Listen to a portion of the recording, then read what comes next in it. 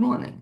This is the Blaine's World webcast that can be found each week on Facebook, YouTube, and LinkedIn, or you can also listen on Spotify, Apple Podcasts, and get more information and listen to previous shows at our website, which is behind me, blainesworld.net. I'm your host, Blaine Greenfield, and I'm here in my Zoom studio in lovely downtown Fairview, North Carolina. Each week, we focus on positive news and information about people and organizations in both Western North Carolina and throughout the country. And toward that end, it's my pleasure to introduce award-winning playwright, author, and composer Bernard J. Taylor, being my guest today. Bernard, feel free to wave to all your fans and friends who are watching this. Hi. Okay, that is Bernard. And Bernard, I should mention, has more than 100 productions of his stage works nationwide. He's Worldwide. worldwide. Worldwide. Worldwide. He's a writer and composer known for his musicals and stage plays. His works have been produced globally and translated into German, Romanian, Polish, Hungarian, Spanish, and Italian. Born and educated in Cape Town, South Africa, he is a descendant of John Taylor, a pioneer British missionary to Southern Africa.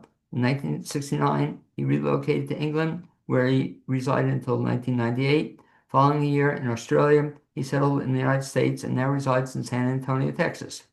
He has composed numerous musicals and has had them produced throughout the world. And Bernard, what I do the first time I meet somebody on the show is just curious in terms of you grew up as a kid in South Africa. Did you always know you wanted to be a musical guy? No, I didn't know what I was going to do. Actually, I'm a bit um, like Anthony Hopkins and a few other people who I think I suffered to some extent from Asperger's, and like Anthony Hopkins could never do anything until he discovered acting. And I'm actually hoping to have him. They're going to be making a movie. There's a guy who wants to make a movie of one of my screenplays, and we're hoping to get Anthony Hopkins for that. But a number of people, I think, have come from that Asperger's background, and that includes Steven Spielberg, Right. of course, Einstein. Well, no, Einstein, but they they're all kind of high functioning autistic people. So that's what you think you are? Yeah. Okay. And so when did you first discover that you had this gift for music or that you wanted to be a composer and music guy? It began when I was having an affair with a woman whose husband was a musician, and we actually became friends, surprisingly enough, and we decided to write a musical about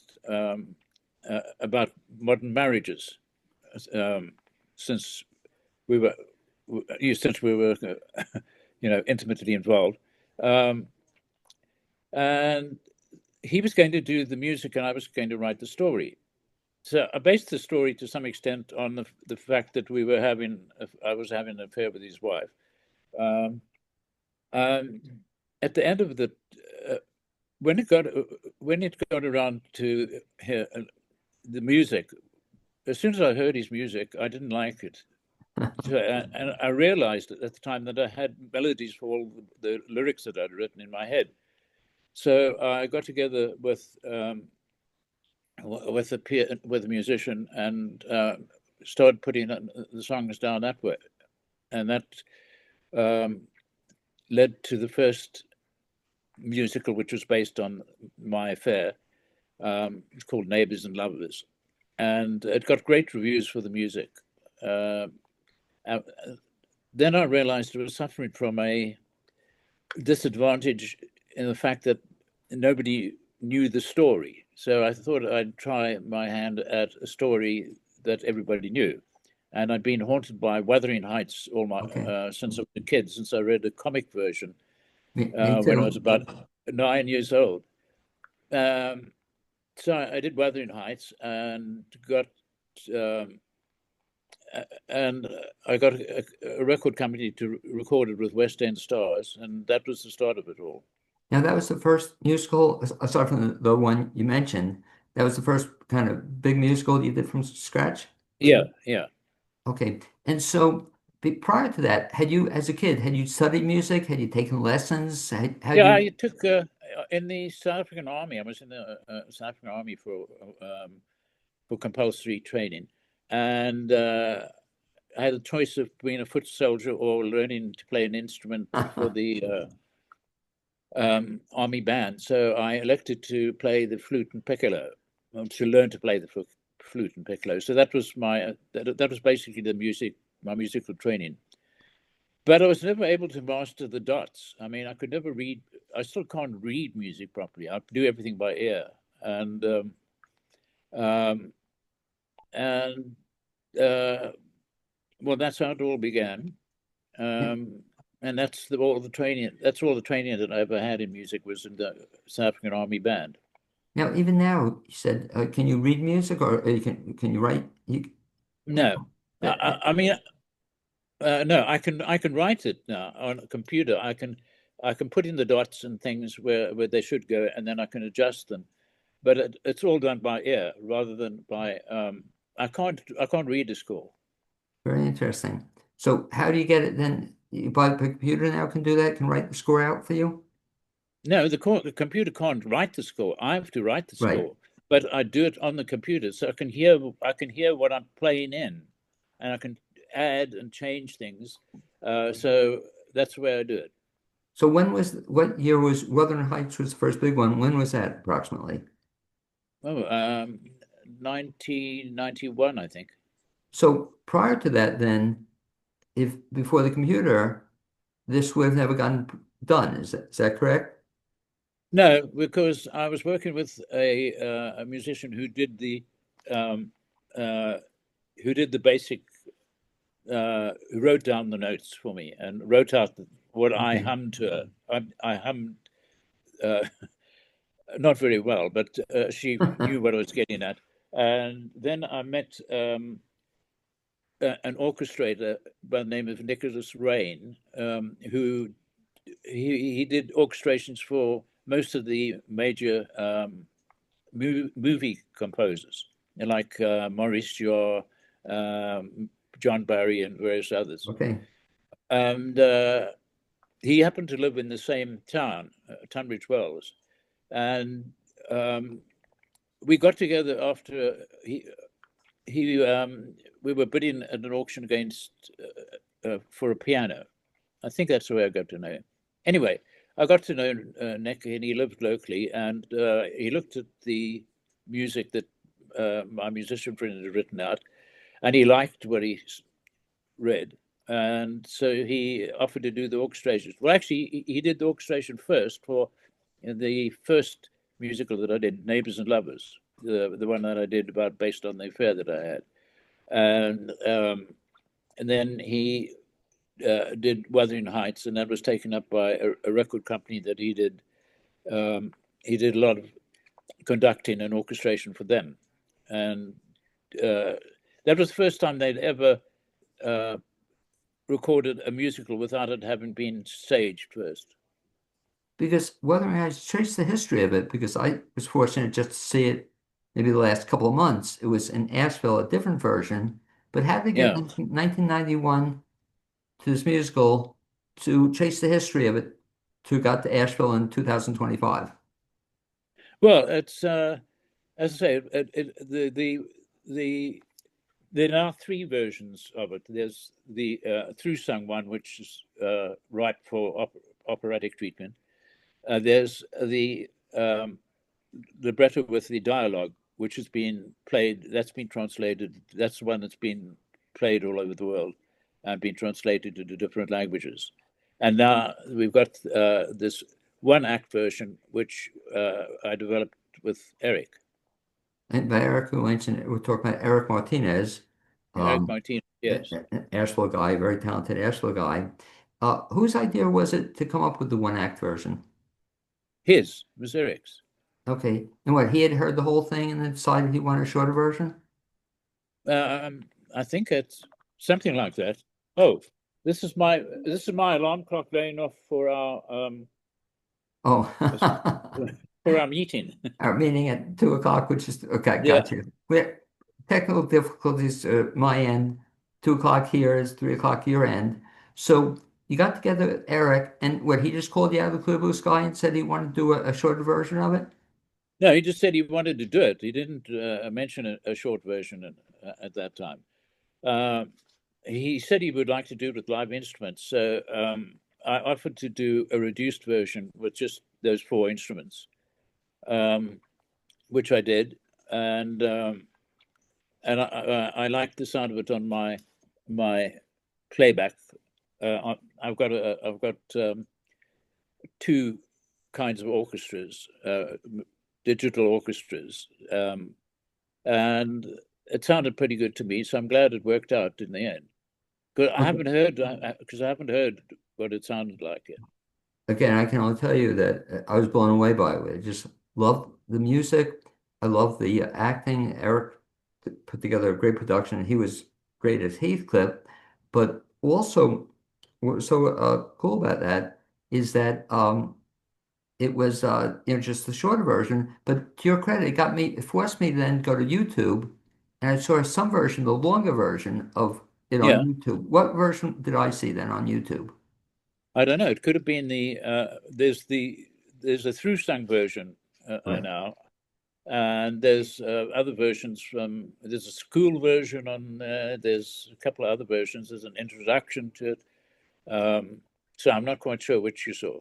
Okay. Well, all I know is like a full version and it was a sung version. Just loved it. So I encourage if anybody is interested in the story. And I don't know if you saw it, by the way, they're coming out with a new version, movie version, coming up, I think in a month. Have you seen that? Oh no. Yeah, that's all we need. Another version of Wuthering Heights, but it's going to be in the theaters within the month. I've seen coming attractions for it, and it's we haven't had a new version of it for a couple of years, so it's about time to have a new version of Yeah, Wuthering Heights. I think for me the original version with Laurence Olivier, that's still my favorite. Yeah, well, same point. I can't see how anybody could even attempt to try to top that. It was one of the great versions of all time. So, Wuthering Heights, and let me ask you in terms of where that goes. So now we have a shorter version of Wuthering Heights out. Is that going to be produced elsewhere, or does that have legs? Are you looking to get Well, it? I don't know. That's up to the production companies. I'm going to be putting it out there, um, but I'd say I've got three versions now. I'm hoping that the English National Opera is now going to do the through sung version, but we'll have to wait and see what happens. Now, one last question on Wuthering Heights. So had that always been like you saw it originally, the movie, or you read the book as a kid? How'd you get interested in Oh, well, I read a comic version of it when I was about 9 years it? old, You and I was being know, obsessed by the story ever since. And then I saw the movie with Laurence Olivier and Merle Oberon, and I loved that. Um, and I've seen that numerous times. Um, so, yeah, that was my first choice when I decided that I wanted to do um, a musical with a story that everybody knew already. And that was my choice because I'd been haunted by the story for so long. and you mentioned that the comic book version, I don't know what they called it where you lived, but they used to have something called classic comic books, and they were great stories that you didn't have to read the book, you just read the classic comic book. Yeah, And, actually, when I was uh, my version of Wuthering Heights was endorsed by the Bronte Society I in saw that. Haworth. Yeah, and they actually had the original comic version that I read all those years ago because they have all kinds of Wuthering Heights memorabilia, and that was in their library. And talk about that, Bernard, in terms of where you get ideas to write stuff. So I kind of cool about Wuthering Heights. And we'll talk segue into the current thing you're working on. You're working on another project, right? A one-person musical. Yeah, uh, uh, Memoirs of a Drag Queen. Okay. Um, I got I came up with the idea when because I I became hooked on RuPaul's Drag Race, Okay. which I found very entertaining. And then and because it's so popular, I thought uh, I'd write about that. I'd write. That's how I got the ideas for Memoirs of a Drag Queen, because I borrowed ideas from a lot of the people that I saw on RuPaul's Drag Race, the characters and so on, and then distilled it into um, something more personal. I mean, the early part of it was based on my own early experiences. I was a terrible sissy when I was a kid, until I learned to fight for myself. Um, and I used a lot of that early background. The first quarter of the show is kind of autobiographical in a way. Um, so that's where I got the idea from. I mean, because and look at all the drag queens now starring on Broadway. I mean, there's Jinx Monsoon who's playing uh, Mary Lincoln. Right. Yeah. Yeah, and there are a couple of others who are on Broadway now. Now, when you write, describe your process, if you will. So you come up with an idea, like Memoirs of a Drag Queen. How long did that take you to put together? A week. A week? You're Yeah. Well, what? actually, because what I did was borrow. No, it was a couple of weeks. It was about Okay. 3 weeks, but the basic concept came together within a week. Um, the outline and everything, and the the choice of the songs all mostly came together within a week. As uh, I was um, sorry, my partner just handed me a note to say "mirror, mirror on the wall" scene. Uh, anyway, I picked a lot of songs from different shows that I've written, which seemed appropriate. So I wrote a few new songs for it, but mainly it was songs that I tried out in other musicals that were popular. One is called "Extraordinary Girl," which was actually written for a drag scene in a show that I wrote called "Make Me a Musical," and there was a drag queen in it, and I wrote this song for her, him. Um, Now, when you write, just back to that process, are you the kind of guy, do you get up every morning at 5 o'clock in the morning and then write for no, six I hours go to straight? bed at 5 o'clock in the morning. I, So, I tend to do my best writing between 1 and 5 in the morning. really? Okay. And you just write straight through to do you write Yeah. every day? Uh, no, when I am creating, it's around the clock. I mean, uh, I become kind of obsessive about it. I just uh, my whole all my thoughts become concentrated on that, and I just keep forging ahead. I So, found actually that some of the stuff that I've written in the shortest span of time have been like I wrote a play about Tennessee Williams, and that one that's one got that was played in on off Broadway and got great reviews for that. Um, and I wrote within a week. now, is that a musical or a drama? Yeah, it's a drama. So it's interesting. So, and I saw reading through your stuff. So you've written screenplays also, you've done. Yeah, I've got a screenplay called Ghost in the Afternoon, which producer was hoping to direct with he sent it to Anthony Hopkins to try and play the old man in the show in the story. So we're waiting to hear from him. Um, Do you have preference as to what you're working on? no, Dramas, musicals, no, screenplays. no, um, nope. Nope. Uh, it all depends on the inspiration. Once I get the inspiration, I just get carried away and do what and carry on until it's done. And sometimes I put it aside for a while and then come back to it later. But that's not generally the case. The general case is I just plow through until it's done. Do you have any novels floating around? Sorry? Novels? Do you have any? Fo Oh yeah. Pride and Prejudice has had more than my musical version of Pride and Prejudice has had more than 40 productions worldwide. yeah. Very popular. No, but I'm saying, Um, have you ever written a novel? oh yeah. I've written a number. So, so excuse me if you hear music in the background. I have when the doorbell rings, it plays "Happy Together" by the Turtles. My, my Yeah. all-time favorite song. Anyway, so you've written novels. How many novels have you written? 12. 12 novels. Have any of them become movies, or will they become movies? I no, but I think they should become because I recently reread them all and without offering them to anybody, but I was surprised how good they were. Okay. I If mean, you I know that sounds conceited, but it took me, but it was like reading them for the first time, and I thought, wow, uh, these these these books are great, and there are a couple that are just crying out to be made into a movie. do you have a preference as to all the different stuff you do? The writing of novels, the screenplays, the musicals. Do you have a preference as to what you like doing best?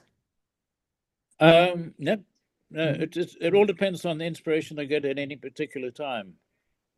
Um, Although with the novels, I started with this character, and as the character grew in my mind, I carried on writing novels with the same detective, and um, so that developed a momentum of its own. So after you've written something, especially like the musicals or Wuthering Heights, do you ever go back and revisit it, or do you ever want to change it or modify it after you have it? Oh yeah.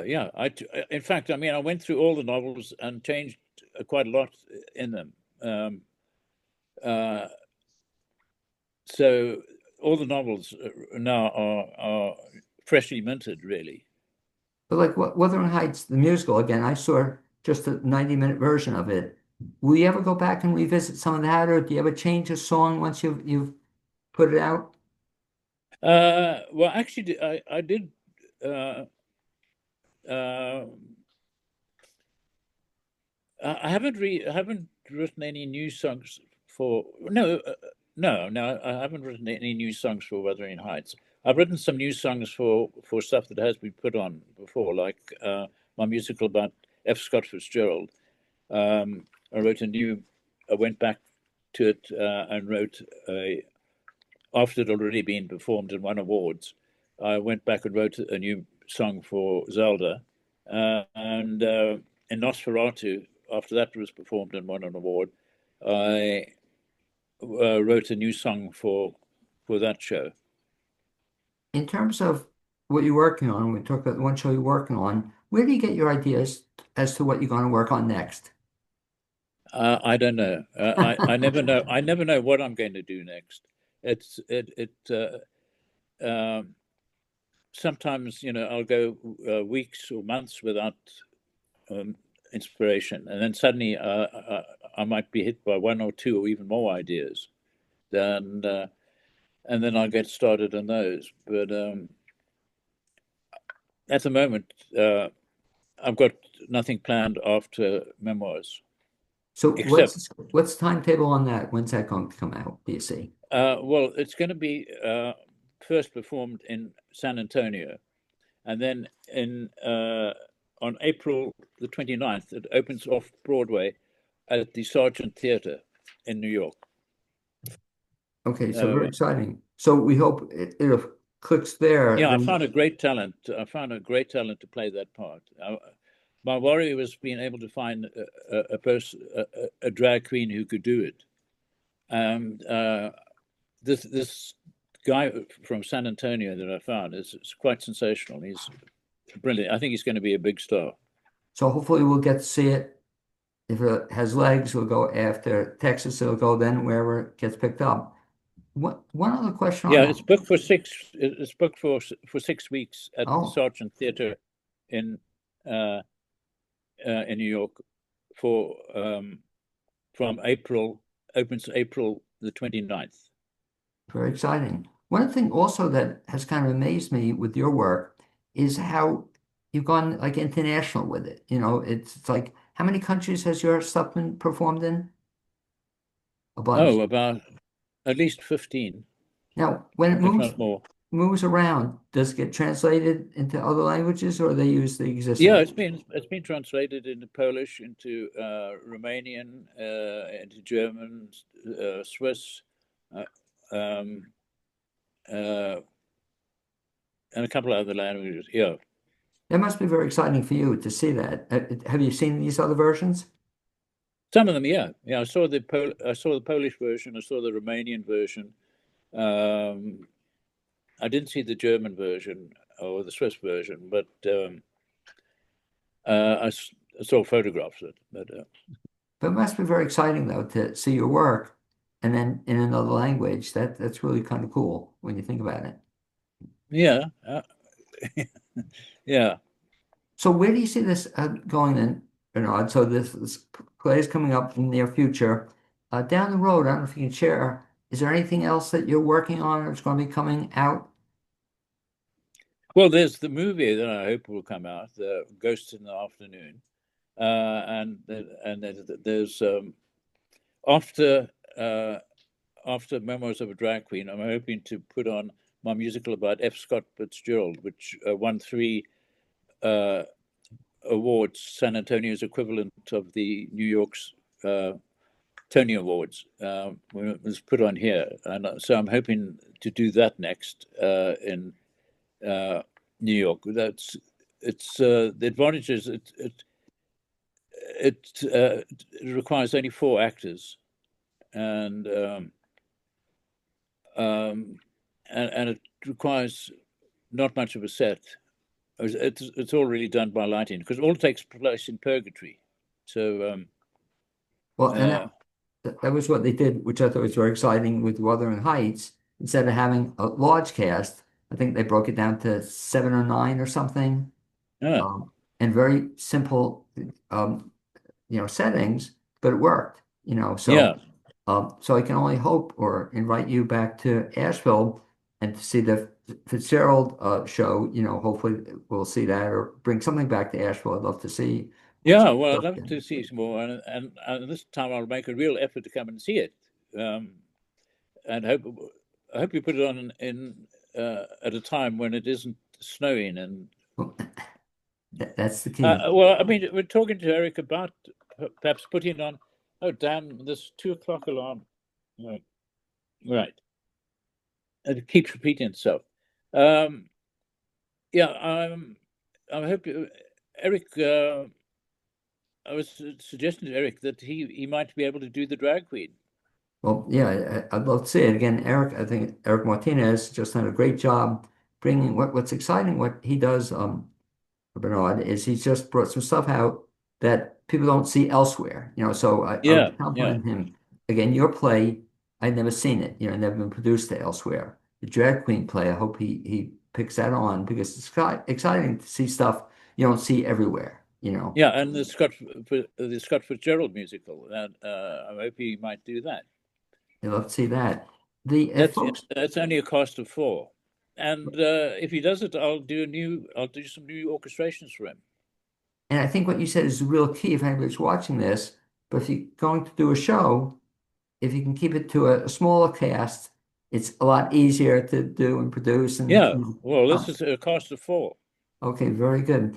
If folks want to track you down or find out what else you're up to, Bernard, what's the best bet? Well, I'm on Wikipedia and I'm on London Music Press. Uh, I'm also in the Virgin Encyclopedia of Film and Stage Music. I mean, you just have to Google my name on YouTube or just generally, and something will come up. And I'll give you credit because you did something I think is very cool. That if you look up Bernard J. Taylor, you'll find him on Wikipedia and a great source of information. It's something that I guess, you put it in there. So it's really a very useful source of information and a lot of good stuff. And you'll see what blew me away also in looking it up. You've done how many plays altogether? Approximately. Plays, Yeah. plays. Plays or musical shows. Oh God, about 30. Well, yeah, when I saw I've Wikipedia, lost count. no, but same thing too. When I saw Wikipedia, I saw a whole bunch of stuff you've done, over the years. So it's a great resource to find out about Bernard J. Taylor. And to reach you, is there a way to reach you if they want to contact you or see you about doing one of your plays? What's the contact information? Oh well, my my email address is Bernard J. Taylor, all one word, all lowercase. That's BERNARD, the letter J, TAYLOR, at S for sugar, A for apple, T for Tommy, X for Xerox, dot R for Robert.com. That's Bernard J. Taylor at SATXRR.com, all lowercase. Okay. Well, anyway, I want to thank you for my. Perhaps you could put that up on the screen. Well, that's what I'm thinking. Good idea, Bernard. Let me make a note of that. Include address um, on the screen. So I'll do that. Very good idea. I'll put it in the description of the show. So thank you on that. Right. Anyway, thank you for being my guest on this edition of Blaine's World Well, webcast. thank you for the opportunity. I'd like to also thank my producer, Cappy Tassetti, for setting this up. And I'd like to say I hope to get to see you next time in the area. Um, Well, and if he puts the show on at a reasonable time of the year when it isn't too hot or too cold, then I'll come. Okay, well, I'll count on that, but I certainly will. And Eric is the guy to do it. So hopefully we'll see you that sometime in the near future. Anyway, thank you very Okay, much. yes. And No, thank you. you be well. Thank you. You too.